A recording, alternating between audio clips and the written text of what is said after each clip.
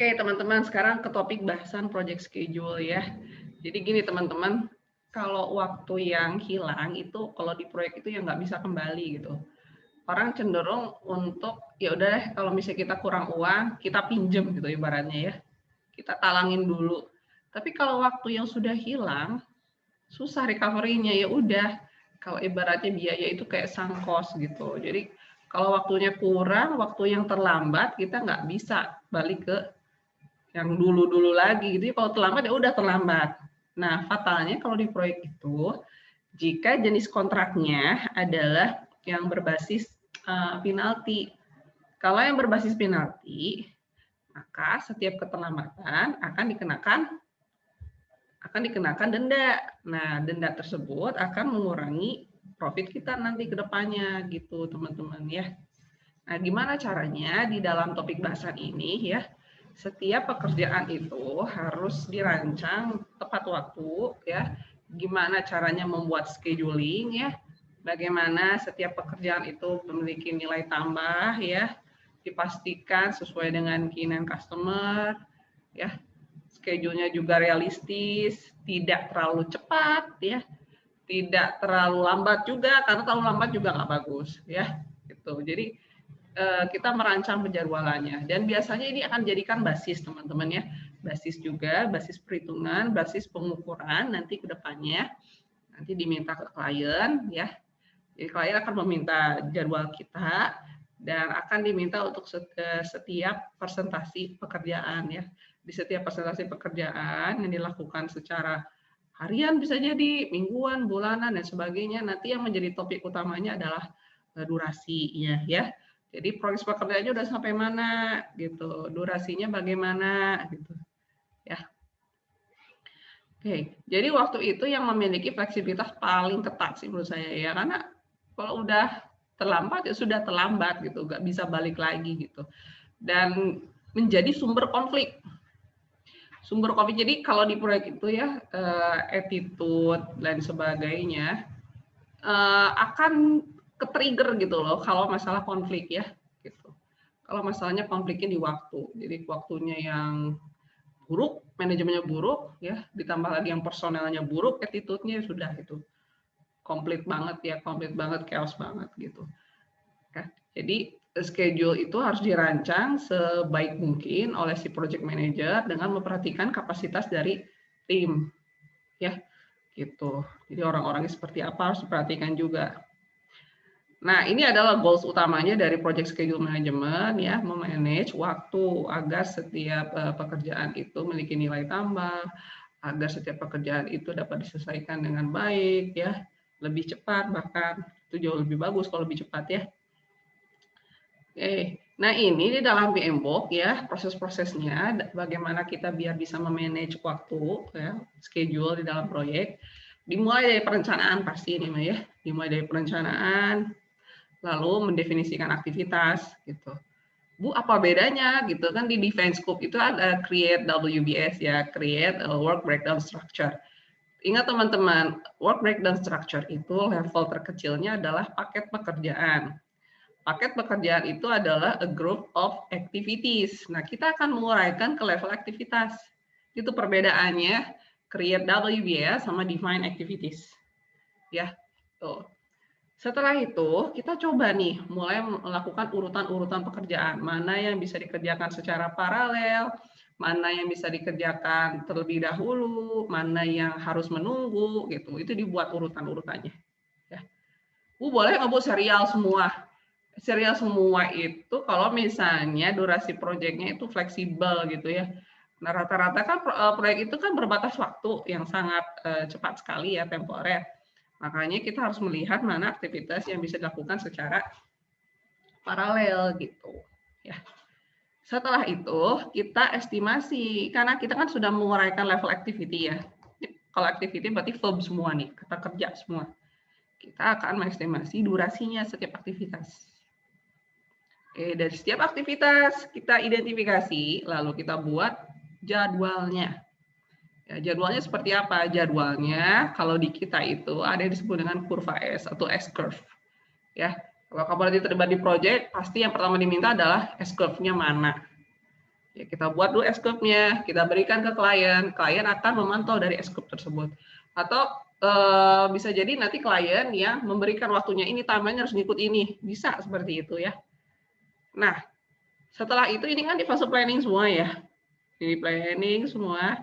Nah, mulai di controlling schedule, kita harus memantau progres pekerjaan dari sisi waktu ya. Di sana ada tools tekniknya, biasanya dengan memonitor S-curve ya, kurva S. Pokoknya kalau kalian di project ya, pasti bakal ketemu sama yang kayak cacing-cacing begitu ya, itu disebut dengan kurva S. Nah ini teman-teman ya, jadi 7 proses itu di split menjadi 2, ada di fase planning ya, berarti kan belum dikerjain ya, dibuatin dulu perencanaannya. Lalu di fase executing sama MNC ada controlling time. Tuh. Nah, sekarang di plan schedule. Di plan schedule ini adalah kita akan mulai mengumpulkan data-data, membuat data-data yang digunakan dalam membuat S-curve, dalam memantau kinerja dari sisi waktu, ya. Dan data-data yang digunakan untuk mengestimasi aktivitas, gitu. Jadi mengumpulkan bagaimana tekniknya, kira-kira ada nggak prosedurnya, gitu. Lebih ke how to-nya ya, how to-nya proses-proses yang ketujuh tadi, gitu, ya. Karena bisa jadi setiap proyek itu kan unik ya, dia memiliki standar yang berbeda, kebijakan yang berbeda, prosedur yang berbeda. Kita ketahui aja dulu di sini ya. Nah, di dalam PMBOK seperti biasa ya, di plan schedule management pasti outputnya adalah schedule management ya, itu pasti ya. Nih, cara ngapalinnya gampang ya. Plan schedule management ya, schedule management plan outputnya. Nah, at least ketika kamu membuat perencanaan, buat perencanaan schedule management itu, identifikasi awal waktu dari project charter. Karena dalam project charter ini kan ada summary ya, ada summary dari durasi proyek secara garis besarnya nih. Karena di tahap ini kita akan menguraikan ke leveling lebih kecil. Misalnya aktivitas misalnya menganalisis, itu butuh berapa lama? Ya, itu jadi leveling ke level activity yang lebih kecil itu berapa lama? Kalau secara project charter itu kan misalnya project ya, project kajian, misalnya kajian untuk legalisasi gitu misalnya ya, legalisasi. Nah, itu kan secara grand ya, grand besar ya.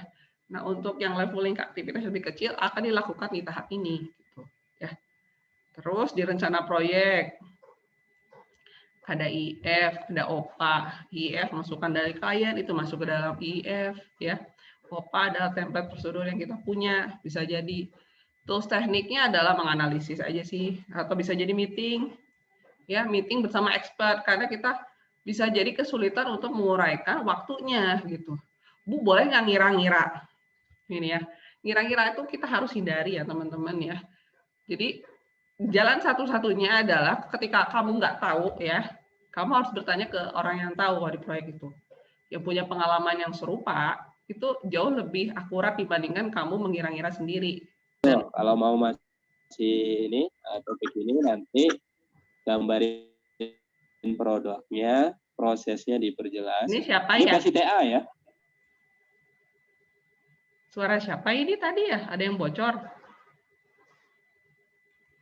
Suara saya Bu tadi bocor.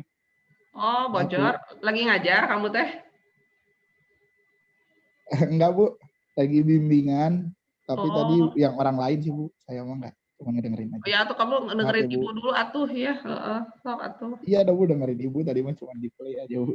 Kaget saya. Bu. Pikir itu suara siapa sih? Pak siapa? Pak Heryono lalu Bu. Oh iya, makanya familiar saya. Maaf Bu. Tiba-tiba ada yang masuk. Aduh udah terlanjur di record lagi. Maaf Bu. Udahlah nggak apa-apa, biarin aja intermezzo. Terus sekarang ke tahap demand activity ya. Nah, kamu kan udah buat perencanaannya, sekarang kita akan menguraikan aktivitasnya. Karena kan dari WBS itu kan masih besar menurut saya, masih bisa dibuat menjadi level yang lebih kecil ya. Karena nanti akan digunakan sebagai basis perhitungan honor ya. Setiap aktivitas di WBS akan diuraikan ke level aktivitas yang lebih kecil ya, dan akan digunakan estimasi untuk biaya ya, biaya proyek sebenarnya, honor-honor juga. Makanya penting banget lah di sini nih. Tuh. kamu kalau bisa punya skill defining activities, estimating budget, itu pakai banget kalau di proyek ya. Oke, terus nih ya, work package decompose into activities, itu kata kuncinya. Apa sih ITTO-nya? Seperti biasa, Project Management Plan, IIF, OPA, ya. Terus tekniknya bisa jadi expert judgment. Lalu ada yang ini ya, teknik yang WBS itu ada di komposisi ya, dipakai lagi untuk defining activities. Terus ini ada istilah baru, rolling wave planning. Rolling wave planning itu apa gitu ya? Jadi suatu teknik menguraikan activities yang paling mudah diuraikan terlebih dahulu gitu.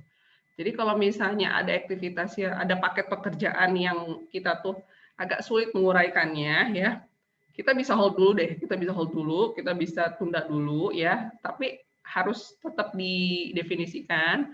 Mungkin kita harus lebih banyak bertanya lagi ke project sponsor ya.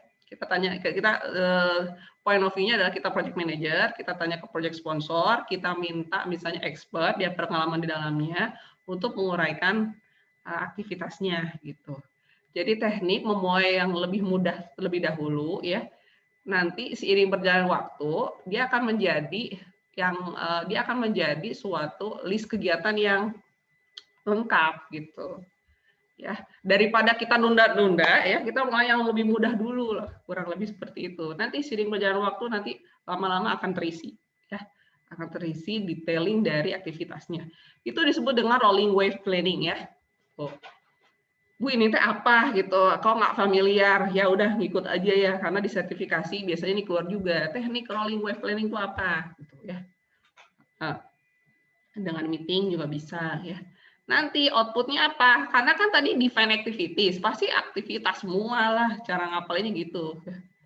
Aktivitas, terus ada atributnya tuh apa? Misalnya pekerjaan, menganalisis, saya butuh untuk analisis itu misalnya dokumen apa, butuh tools-nya misalnya software-nya apa, ya skill tekniknya apa, itu salah satu atribut contohnya ya, biayanya, resikonya. Jadi atribut yang melekat ya di dalam setiap aktivitas.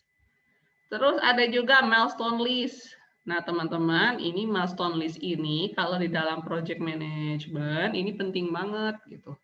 Jadi milestone list itu adalah list tanda bahwa kita tuh sudah mulai di fase mana ya. Dia tidak memiliki durasi, teman-teman. Jadi lebih ke penanda aja. Kayak signing di jalan tol gitu, kilometer berapa. Jadi oh kita udah nyampe sini nih gitu ya. Kalau nyampe sini kan banyak sekali point of view-nya ya. Hampir dekat Bandung, hampir dekat Jakarta, hampir dekat Cirebon, macam-macam. Ini tergantung point of view kita mau kemana ya. Jadi ada milestone list ya, milestone list. Kita buat milestone list karena si milestone list ini, list milestone ya, penanda tersebut itu yang dikomunikasikan ke stakeholder luar, eksternal. They don't care about your critical path method, they don't care about network diagram ya. Kalau untuk level BOD itu lebih ke milestone. Gitu. Kita udah nyampe mana nih kerjaan kita. Karena semakin tinggi jabatan, informasi yang harus kita sampaikan itu harus semakin ringkas, teman-teman. Jadi nggak bisa ya dari Word dikopas langsung ke sana, itu nggak bisa ya. Kita buat summary-nya jauh lebih ringkas karena apa? Semakin tinggi jabatan itu kan lebih ke decision maker, policy maker. Kalau data-datanya kebanyakan liar gitu ya istilahnya, jadi harus semakin ringkas, semakin cepat untuk memutuskan ya. Kalau nanti diminta untuk menjelaskan ya kamu siapin nanti dokumen detailnya ya. Nah kalau di proyek kita siapin milestone list di sini. Lalu outputnya bisa jadi nanti ada CR ya. Banyak lah, misalnya nego-nego gini, aduh durasinya terlalu lama. Kalau terlalu lama nanti ongkosnya jauh lebih mahal. Bisa nggak diturunin gitu ya? Nah gitulah ya, jadi bisa itu contohnya ya, change request. Lalu kalau change request seperti biasa harus mengupdate project management plan. Jadi di fase ini juga memungkinkan adanya CR. Ya, gitu. Karena bisa jadi nanti ada amandemen proyek ya, tiba-tiba pada saat pertengahan proyek itu harus diamandemen, kita harus negosiasi lagi masalah durasinya gitu. Karena kalau dari sisi konsultan ya bisa jadi kan kalau semakin lama proyeknya kan semakin banyak juga uangnya ya gitu ya. Tapi dari sisi klien ya semakin banyak yang harus saya investasikan gitu. Saya nggak mau. Jadi gimana caranya biar waktunya efektif, semua pekerjaan selesai, dan lebih efisien gitu misalnya ya. Oke, ini rolling web planning ya. Jadi mulai dari yang gampang dulu, baru kita uraikan struktur pekerjaannya menjadi level yang lebih detail. Gitu. Terus ada progressive elaboration, lebih mengklarifikasi, merevisi setiap perencanaan kita sehingga menjadi perencanaan yang matang, yang sempurna, yang siap dirilis gitu. Ya, nggak mungkin lah sekali langsung jebret jadi dipakai sama tim, nggak bisa gitu ya. Dari sisi manajemen tuh kita harus membutuhkan ya masukan-masukan dari stakeholder, dari project sponsor, dari klien, policy maker, tim juga gitu ikut berkontribusi. Ya, seperti itu. Karena kan ini berhubungan dengan uang yang terlibat ya. Setiap durasi yang tercipta itu kan ada uang yang diinvestasikan ya. Gitu. Jadi dibuat sematang mungkin yang win-win solution. Jangan memberatkan klien, jangan memberat juga dari sisi konsultan gitu. Ya, dan project sponsor juga. Ya, ini contoh kecilnya aja lah misalnya ya.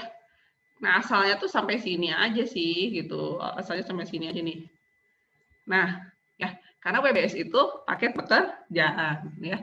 Kata benda semuanya lah, pokoknya kata benda semua ya. Nah, saya akan di tahap define activity. Di tahap define activity, saya akan menguraikan ya list kegiatan dari setiap paket pekerjaan. Paket pekerjaan preparation terdiri dari pembelian, mengukur, misalnya kita membuat kue. Di tahap eksekusi, misalnya ya, saya mau buat kue nih, memanaskan oven, masukin ke cetakan, membakar, mendinginkan. Ya, kan semuanya kata kerja ya, teman-teman ya. Nah, itu adalah define activity. Ya. Kalau WBS sampai sini aja nih yang biru-biru. Itu aja. Jangan sampai bawah bablas, enggak, itu salah. Ya. Nah, ini disebut dengan teknik rolling web planning. Karena untuk yang paket pekerjaan ini saya kurang tahu nih. Saya harus tanya ke ahlinya. Kan harus hati-hati lah setiap paket pekerjaan itu ya. Menguraikan strukturnya tuh harus hati-hati. Harus mungkin berkali-kali meeting dengan klien gitu ya. Pokoknya point of view kita adalah ini proyek yang benar-benar mega ya. Dan mega kontraknya itu sangat besar ya. Harus berkali-kali mungkin meetingnya ya sehingga menjadi penjadwalan yang efektif dan efisien. Saya mulai dari sini dulu aja deh di tahap di WBS preparation sama execution. Oke, nanti minggu depan kita targetkan yang garnish sama delivery sudah terisi ya. Gitu ya. Itu contohnya dari rolling web planning. Lalu progressive elaboration adalah semakin hari ya semakin bagus ya, semakin bagus, semakin sempurna nanti list kegiatan yang ada di dalam proyek. Terus nah, atribut dari setiap aktivitas apa aja. Bisa jadi nanti ada ID ya, ID labeling karena kebayang ya, kamu bayangin ya ada pesawat gitu ya. Pesawat itu kan terdiri dari berbagai macam komponen. Dan setiap komponen itu kan pasti ada aktivitas yang menyertainya ya. Kalau kamu tidak memberikan kode ya, babaliut lah pokoknya ya. Jadi kode ID itu dibutuhkan untuk memudahkan pelacakan, memudahkan untuk pengelolaan juga. Kasih label di dalamnya ya. Itu. Terus tadi milestone list. Milestone list itu adalah ya tadi ya lebih ke kira-kira targetnya ya, targetnya harus sudah sampai mana ya. Terus biasanya berkait kalau saya sendiri ya, saya kaitkan dengan kontrak. Di kontrak misalnya ya ada pembayaran lah ya, termin 1, termin 2 ya. Termin 1, termin 2, termin 3. Termin 1 itu harus pakai pekerjaan 1, 2, 3 selesai. Termin 2, 3 sama 4. Termin 3, 5. Nah, ini akan saya jadikan milestone list. Ini akan saya sampaikan ke manajemen. 1, 2, 3 misalnya 20%. 3, 4 misalnya 50. Ya. Gitu. Misalnya 30. Nah, progres pekerjaannya ini kan plan. Aktualnya berapa gitu misalnya 10%. Nah, ini yang disampaikan ke klien atau stakeholder. Ya, they don't care about our network diagram ya kadang-kadang ya. Jadi lebih ke summary-nya, recap-nya dari seluruh aktivitas yang kita kerjain gitu. Oke, tapi dia tidak memiliki durasi ya, zero duration ya, karena dia lebih ke apa ya, penanda aja, penanda kita udah sampai sini loh. Oke, sekarang lanjut lagi ke slide kedua ya.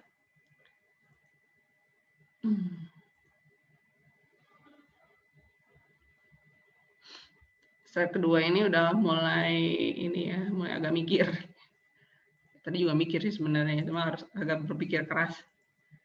Sekarang ke tahap sequencing ya. Tadi habis estimating, kita ke sequencing ya.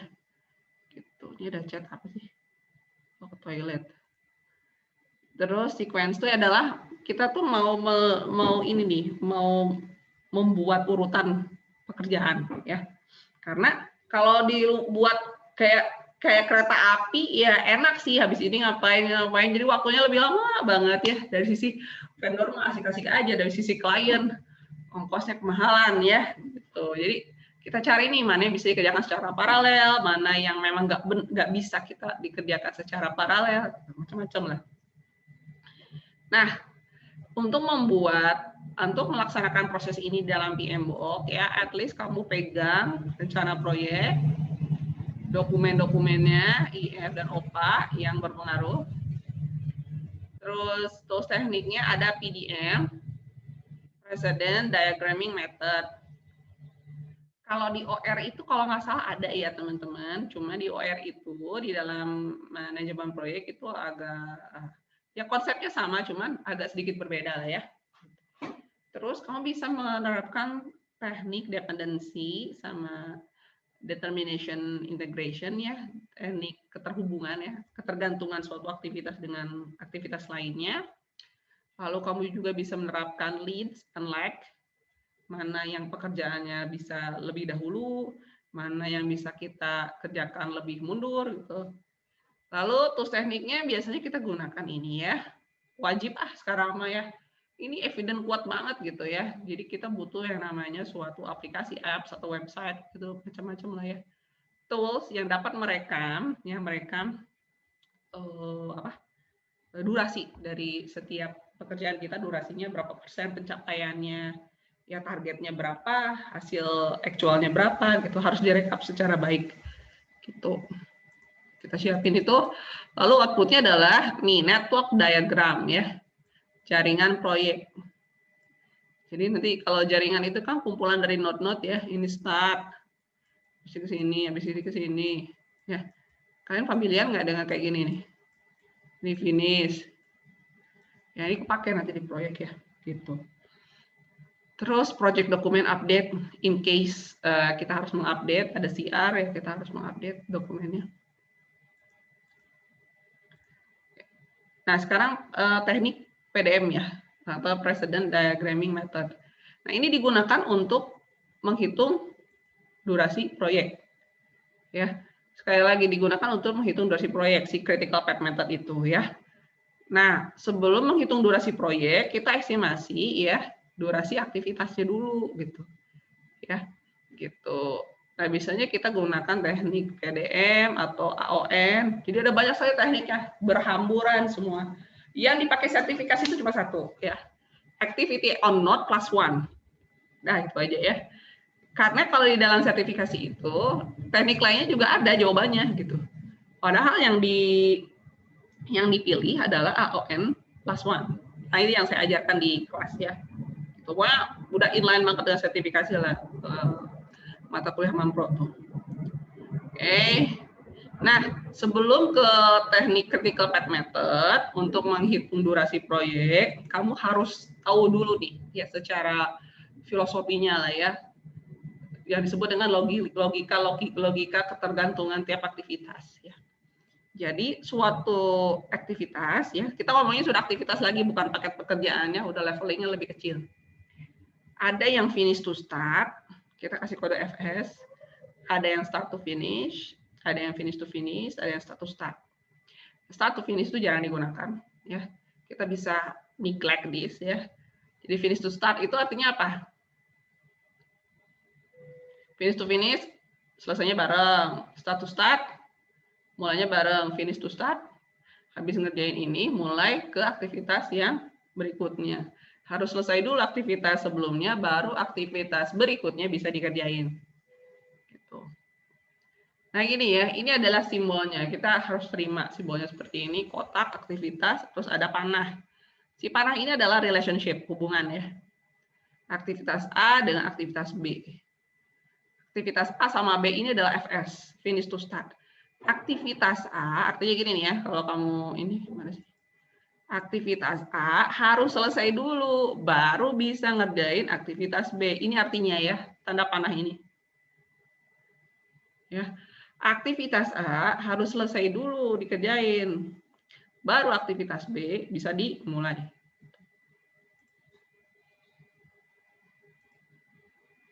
Terus yang contoh finish to start apa? Macam-macam lah gitu ya. Kamu pengen menikmati kue, ya harus di baking dulu, harus dimasukin ke oven. Mana ada gitu makan sambil mentah-mentah gitu, nggak bisa ya gitu. Atau kamu harus coding dulu baru bisa testing gitu ya. Gitu. Kamu harus mendesain dulu baru bisa kita testing. Itu contoh-contoh dari tipe-tipe keterhubungan aktivitas ya, FS. Ya. Nah, di dalam FS juga kodenya seperti ini, FS 5, finish to start 5, berarti ini adalah durasinya 5. Ya. Jadi kita ada semacam waiting time-nya nih. Kalau FS sama dengan 5, aktivitas A selesainya 15, ya, 15 hari, kita anggap 16 hari. Ada keterangan FS sama dengan 5, berarti ada waktu tunggu 5, asik nih kalau ada 5. Saya bisa agak santai ngerjainnya. Baru kita mulai aktivitas B yang berdurasi 5. Bu, ada nggak ya FS-nya 0? Boleh ya. FS 0 itu artinya habis ini selesai, gaspol aktivitas B dikerjain. Nggak ada lagi waktu-waktu tunda. No mercy. Karena kalau sedikit geser aja akan kayak efek domino gitu teman-teman. Aktivitas A, kalau misalnya dia kritis ya, aktivitas A ini geser, aktivitas B kegeser, sampai nanti N-nya juga akan kegeser. Artinya apa? Durasi proyek molor. Jadi kesuksesan suatu proyek itu ya dilihat dari harus tepat waktu, biayanya nggak mahal, ya harus sesuai on spec, kurang lebih seperti itu. Kalau salah satu kriteria yang nggak dipenuhi, ya kita bisa menganggap proyek ini gagal. Gitu. Gampang itu aja. Pengen tahu ini proyeknya berhasil atau enggak ya, dilihat dari ketepatan waktu ya. Gitu. Oke. FS sama 0 berarti kan ada waktu tunda. Kalau FS sama dengan 5 ada waktu tundanya ya. Nah, ini aset banget lah kalau misalnya ketemu yang seperti ini ya. Saya jauh lebih enak ya. Start to finish ini udah jarang dipakai sih sekarang ya. Start to finish itu kayak kampanye lah ya. Presidennya belum lengser tapi kampanye udah boleh dimulai start to finish. Jarang dipakai. Ini contohnya start to finish ya. Lalu ada finish to finish ya, endingnya barengan gitu. Seperti ini. Kalau FF sama 0 berarti nggak ada waktu tunda. Langsung aja ya. Kelarnya barengan. Kalau ada start to start ya, misalnya kita mau mindahin barang sama orang-orang juga kita pindah barengan langsung, nggak langsung nunggu furniturnya ada. Ya. Start to start gitu. Jadi ini dilihat ya panahnya seperti apa bentuknya. Gitu contohnya. Terus kita juga bisa menerapkan lead sama lag. Lead sama lag itu adalah kita bisa masukin tuh tadi kayak tadi ya, ada FS sama dengan 5 ya, bisa jadi nanti minus 5 bisa nggak? Bisa, jadi dikerjakan lebih cepat gitu ya. Ya, jadi untuk tujuannya adalah supaya lebih realistis, lebih achievable gitu ya. Karena kalau project itu nggak ada waktu tundanya ya, jadi harus ini kelar langsung gaspol ini capek lah pokoknya ya. Jadi kalau bagi kita ya adanya waktu tunda lah, ibaratnya waktu tunda, inserting waiting time itu aset banget. Kita bisa agak bernapas, kita juga bisa melihat ada yang masih harus diperbaikin, dibagus-bagusin lagi gitu ya. Nah teman-teman begini nih, ada istilahnya yang disebut dengan predecessor sama suksesor. Point of view-nya adalah si B ini nih. Si B ya. Ini predecessornya, aktivitas pendahulunya adalah si A. aktivitas yang mengikutinya nanti setelah aktivitas B selesai adalah si C. Itu disebut dengan suksesor. Ya, predecessor sama suksesor. Nah, kita menerapkan metode leads ya. Kalau leads itu artinya fast track, multitasking gitu ya.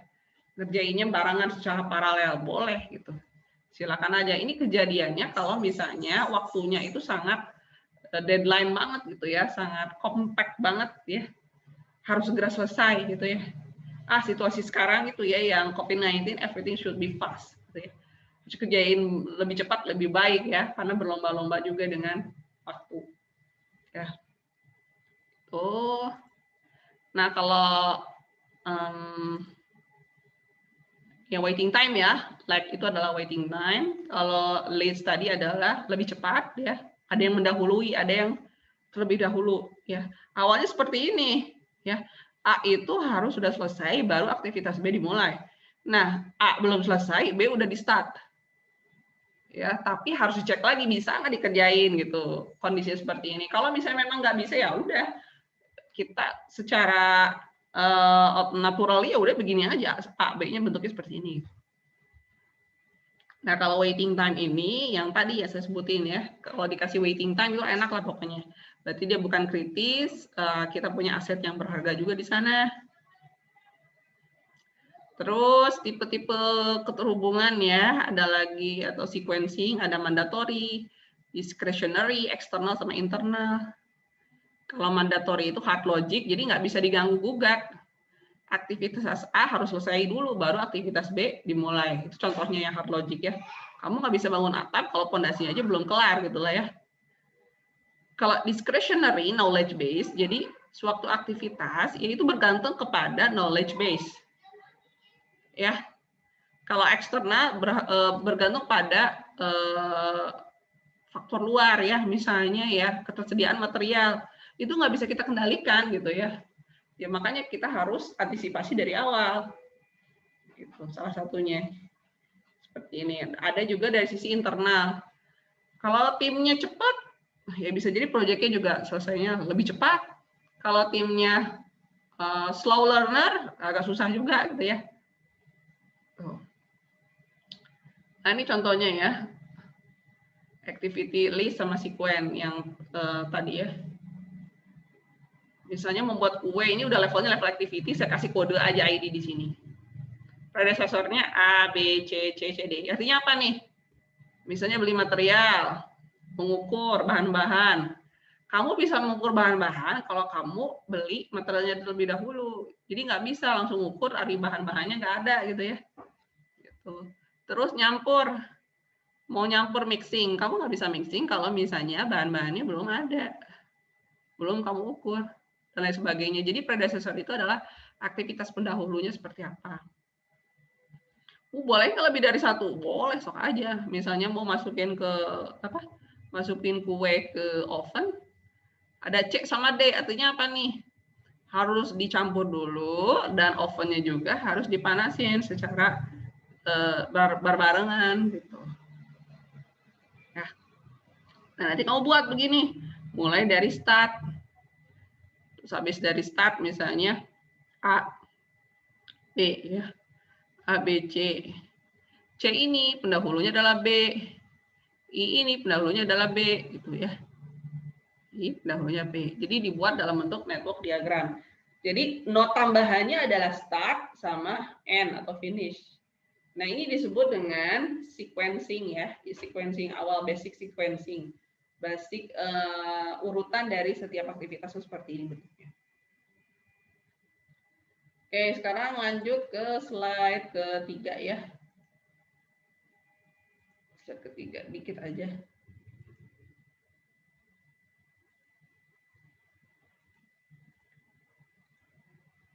Slide ketiga.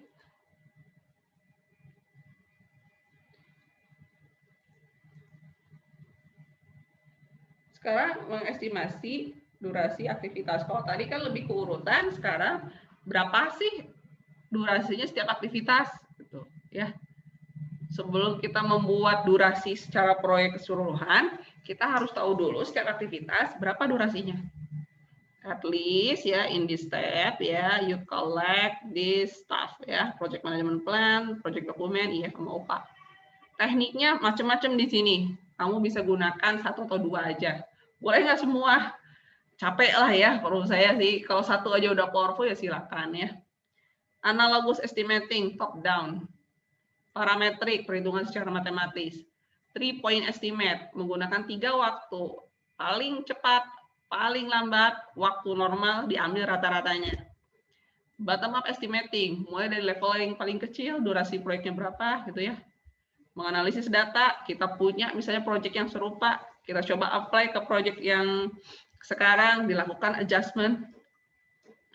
Decision making, ya, memutuskan durasi, biasanya lebih ke negosiasi.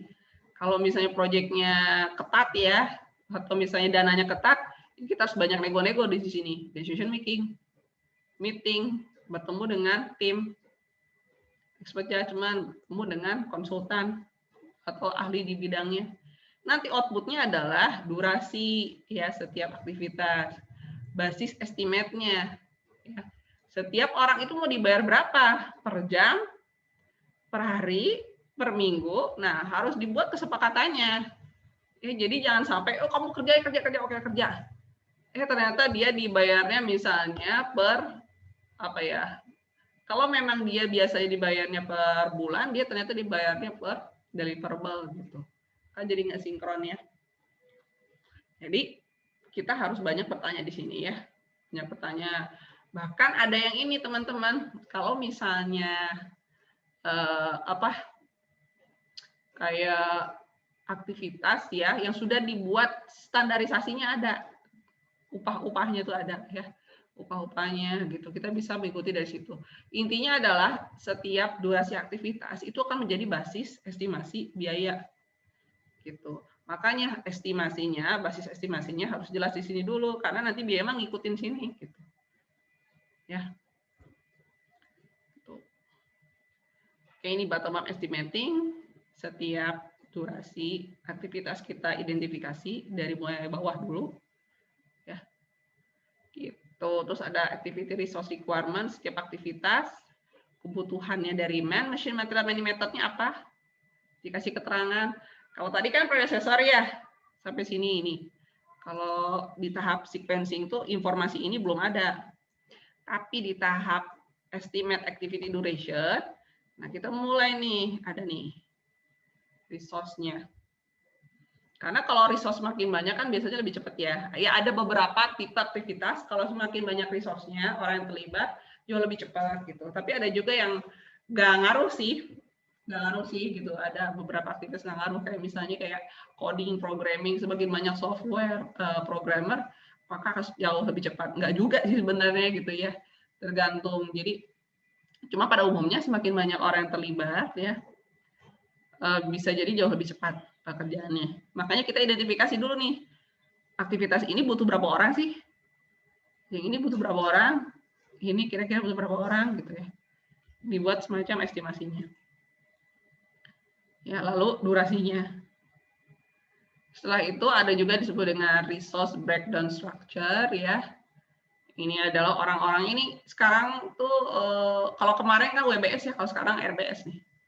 Dari sisi orang-orangnya, kamu groupingnya berdasarkan apa? Management method boleh ya. Misalnya di people, saya butuh di dapur sama transportasi. Di equipment, saya butuh orang yang mixing, material, orang yang belanja gitu ya, belanja bahan-bahan.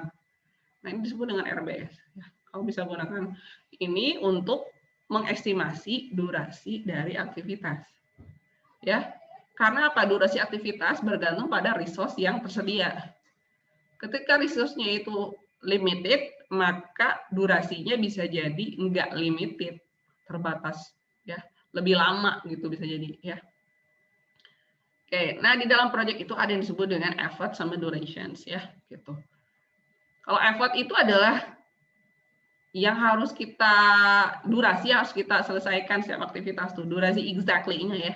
Tapi kalau duration itu ya kalau kita ngomongin duration ya itu plus ya elapsed time itu semacam kontingensi itu kayak waktu cadangannya, reserve-nya. Misalnya saya gunakan nanti untuk touch up, untuk proses checking gitu di sana ya, jauh lebih fleksibel. Nah, yang digunakan di proyek itu adalah duration, bukan effort. Kalau effort itu usaha ya, usahanya ya, number of something lah ya, angka tertentu yang digunakan untuk menyelesaikan suatu pekerjaan. Dah, itu aja. Kalau saya sih ibaratnya makan ala militer sama makan di sofa. Di militer itu 5 menit harus kelar ya, makan beres gitu ya. Tapi kalau kalian di rumah bisa jadi sejam aja baru selesai ya, asik banget ya gitu. Nah, di proyek itu yang digunakan yang mana, effort atau duration ya teman-teman. Tuh.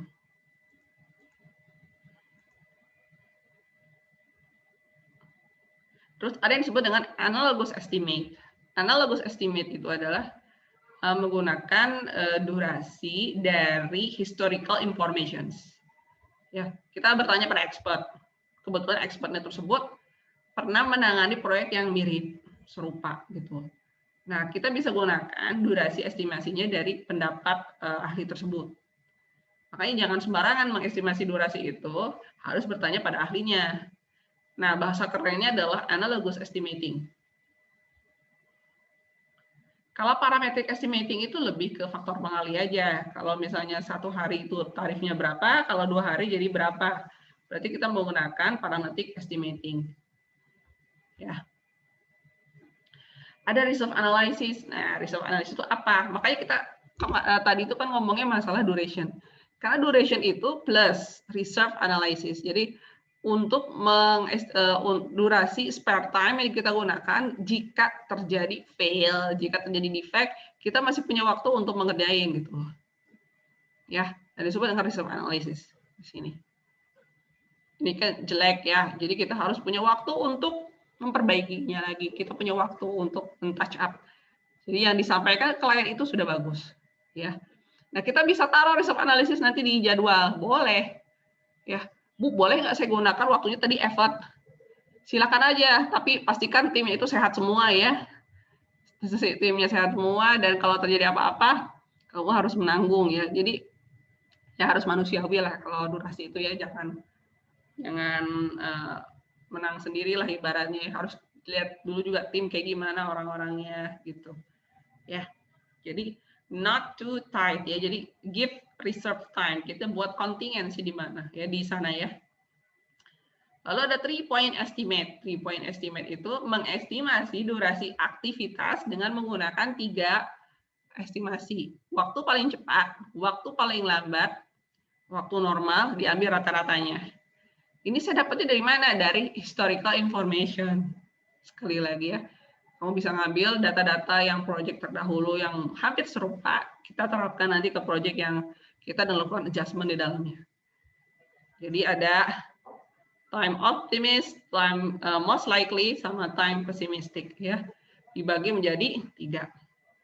Kalau PERT bedanya adalah kata lainnya adalah beta distribution atau weighted average ya. Nah, berarti itu bukan triangular estimation. Rumusnya adalah nih, optimis ditambah 4 kali most likely ditambah pesimis dibagi 6. Ya, dibagi 6.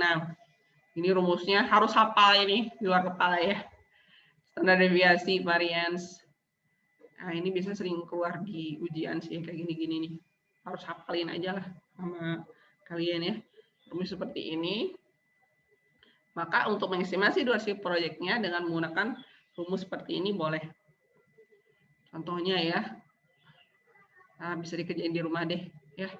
Nih, kalau misalnya beta distribution, berarti nanti pakai yang rumusnya si PERT ya. Optimis tambah 4 kali most likely ditambah pesimis dibagi 6. Ya. Tuh. Terus ada standar deviasinya pakai rumus ini, standar deviasinya ya. P kurangi O dibagi 6. Ya. Standar deviasi berarti ya akar dari varians. Masukin di sini semuanya, ada min sama max-nya di sini, range estimation-nya di sini ya. Udah deh. Nah, sampai sini dulu aja teman-teman. Ada yang mau ditanyain?